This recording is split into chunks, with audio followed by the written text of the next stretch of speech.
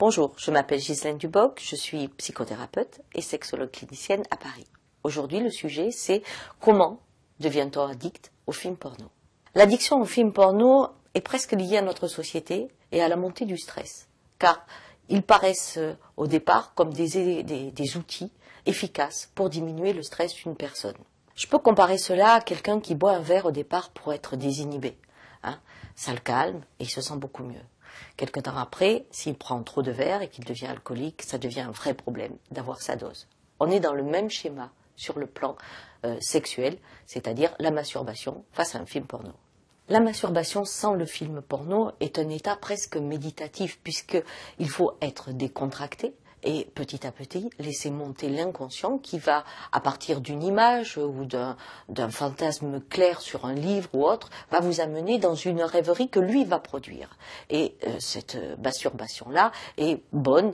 Elle crée un schéma de détente et apporte la récompense que l'on connaît si bien, qui est la dopamine. Dans une société où on est sous contrôle toute la journée, la difficulté à rentrer dans un état méditatif et de relâchement pour rentrer à l'écoute de soi, pour être à la rencontre de son inconscient, devient de plus en plus difficile. D'où la formidable réussite des films porno, parce qu'ils sont très bien faits pour vous procurer en très peu de minutes un soulagement, car on ne peut pas parler d'orgasme à ce niveau-là. D'autre part, le film porno a un fondement qui correspond parfaitement à notre société. Dominant, dominé. Il y a celui qui résiste et qui peut tout supporter et qu'on ne touche jamais, qui est souvent mis dans le rôle de la femme, et il y a celui qui domine sans état d'âme et qui peut tout transpercer, traverser, pénétrer, en fin de compte éradiquer par son propre pouvoir. Donc on est dans un schéma où c'est puissance ou résistance absolue, qui sont les deux facteurs essentiels de notre société. Dans une société où le maillon faible est éliminé, il est évident que l'on a besoin d'être puissant. Dans une société où le stress est augmenté, il est évident qu'on a besoin d'être résistant.